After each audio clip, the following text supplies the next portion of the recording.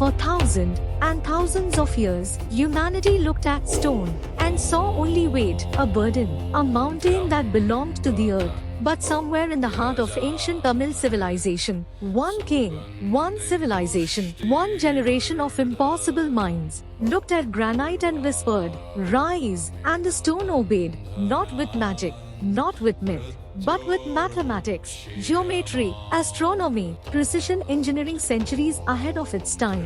This is not merely architecture. This is controlled gravity. This is a civilization proving that intelligence can overpower mass. Welcome to Brihadeeswarar Temple, a structure so precise, the sun itself became part of its design.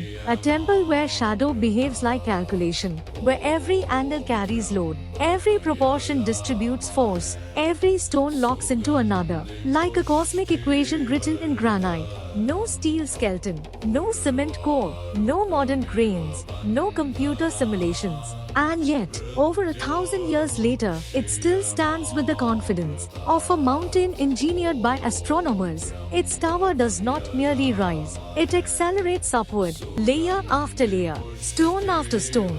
Gravity is challenged, redirected, balanced, and conquered. The Vimana is not decoration. It is a vertical symphony of center of mass calculations, a 66-meter declaration that ancient India understood something terrifyingly advanced. If geometry becomes perfect, weight becomes obedient.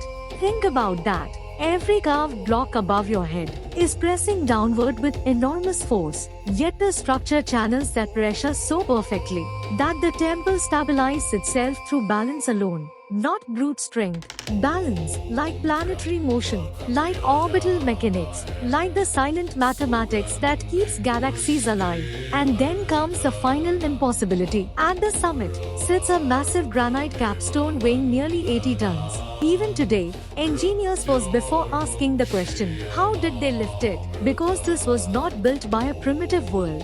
This was built by a civilization that understood ramps, leverage, harmonic proportions, load transfer, and celestial alignment. With frightening accuracy, the Cholas did not carve a temple.